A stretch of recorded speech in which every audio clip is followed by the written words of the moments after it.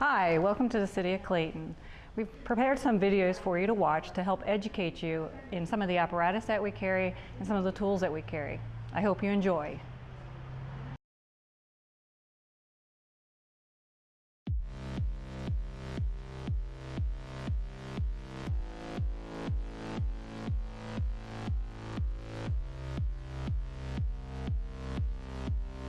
Hi, my name is BerniceWith.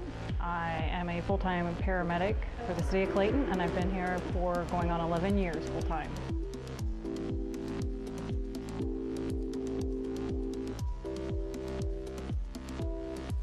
I personally am an instructor for fire and EMS. I teach at the CTC for adults, and I am also a registered nurse for the state of Ohio.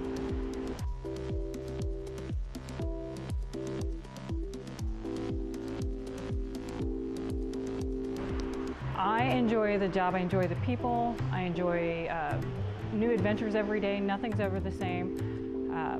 I enjoy the camaraderie from fellow employees. It's just a well-rounded job that is always going.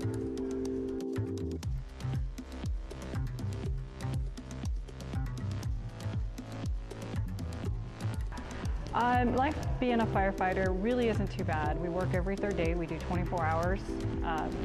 And then we're off for 48. So it gives you a couple days to do what you need to do at home, and it gives you downtime from being here for 24 hours. For being here 24 hours, it's a lot of work. Some days can be really slow, some days can be really fast-paced, just depends on what you have going on for the day. It's definitely, again, one of those jobs that you never know what's gonna happen and you're always gotta be on your toes.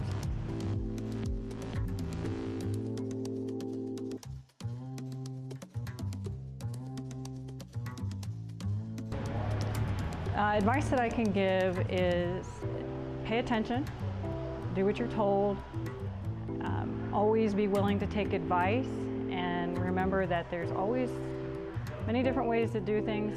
Take everything that everyone tells you, put it in your basket, and do it.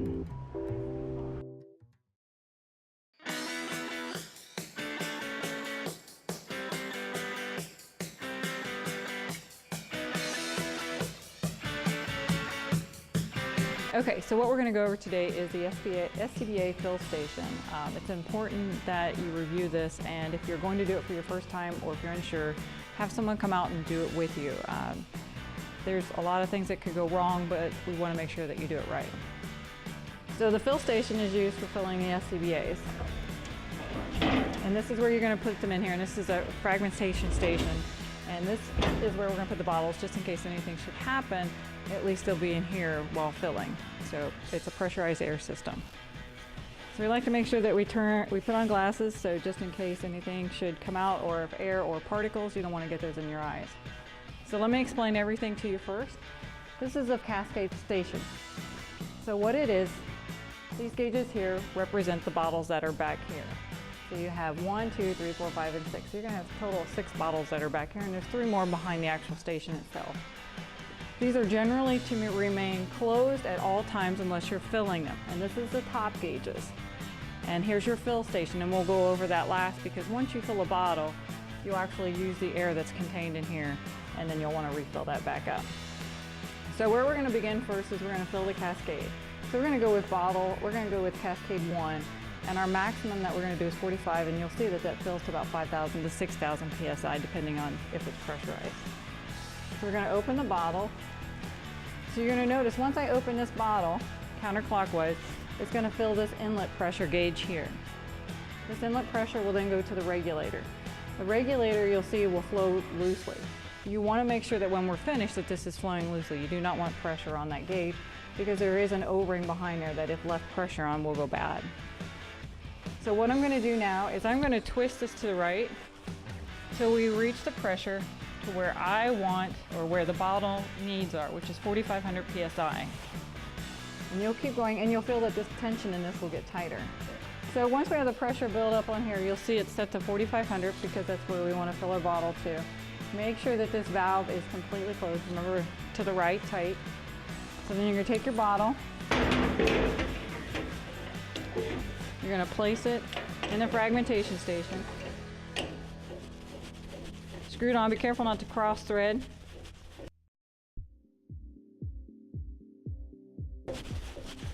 Before I fill, I want to make sure these are also closed. You have the 3 fill valves for the bottles, and that your high pressure valve is closed too.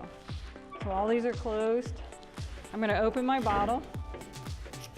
Again, you got to make sure everything's screwed down tight so you don't get any air leakage. Open my bottle. Open this valve. And you're going to see that it's going to put pressure on the system. This has to be closed before you can even fill. And your goal is to fill slow.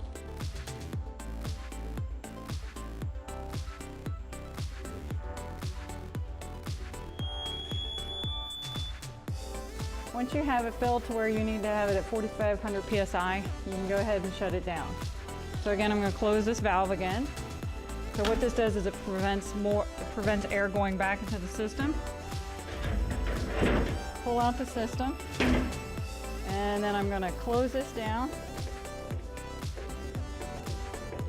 Now if you have more than one bottle, you can't do this. If you have 3 bottles going at one time, you'll close them all down and then turn off your bottle, and then you'll release the pressure.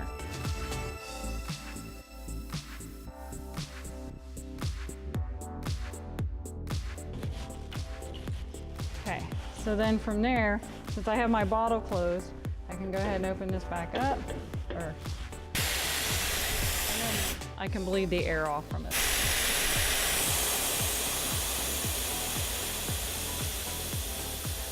And you'll see that this released the fill valve pressure, which is our goal.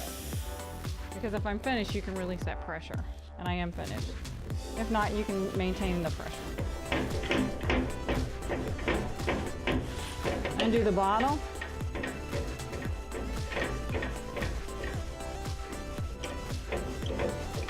I like to go through and make sure everything's tight back up. Place your bottle on the ground.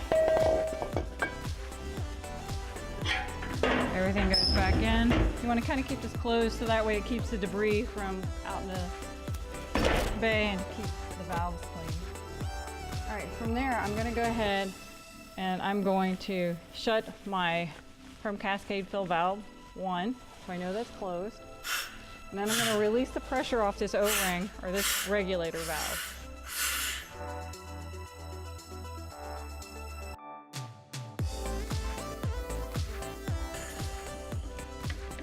And you'll see that that's going to go swing nice and loosely. Again, we want everything to be at 0, so that way we won't have any complications of any pressure being on any line, and to maintain the system a longer life.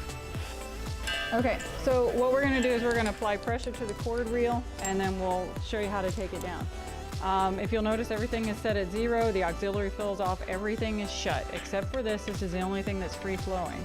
And that's the way you want it, because you don't want any pressure on that O-ring. You're going to connect this with a screw. Remember, do not cross thread the valves. So like we talked before, when you're getting ready to use a compressor, the compressed air, you're going to want to open from cascade 1. This is your first bottle. From there, you're going to take your regulator, and you're going to take from the inlet pressure to the regulator pressure to here. Now when you're filling from this system to the cord reel, you don't need to do 4,500 psi, because the max that you're going to use is 250, and you're going to see where that's regulated on here. So what I'm going to show you now is when I go to open up this inlet pressure, it's going to come into this inlet valve right here. And you'll notice that that goes to 4,000. So you definitely do not want to do it more than 4,500 or 4,000. So when I open this, it's going to show you exactly what I have here. And these valves are set the same. You can open it up all the way. And you'll notice that this regulator valve is like this regulator valve. When it's free flowing, there's no pressure applied. So we can only do a max of 250 on this gauge itself, which feeds the cord reel. So you want to open it slowly, get where you need to be, and then now the machine is ready for use.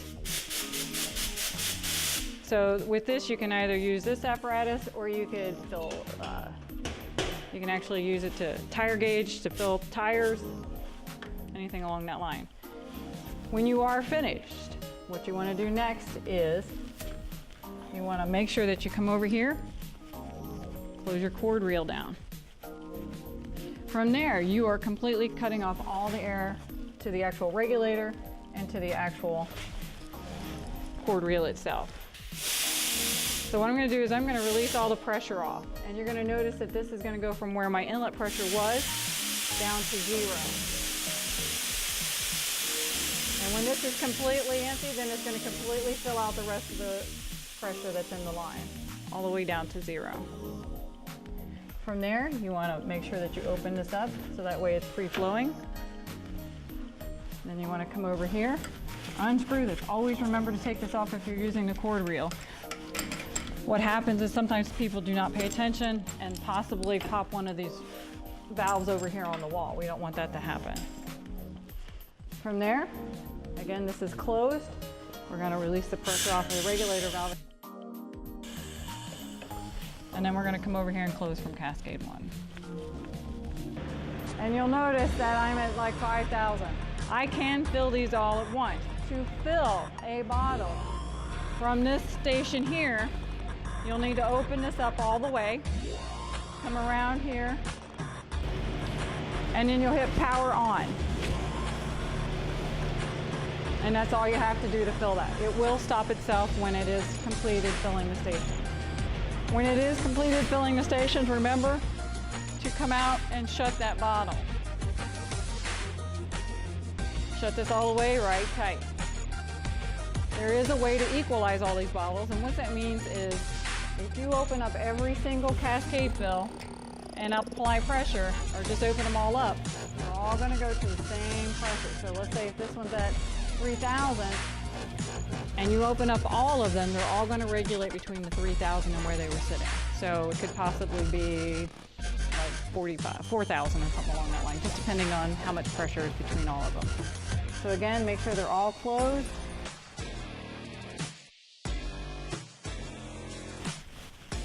So that way you don't have that issue, especially when it comes to filling a bottle, unless you're told to do so.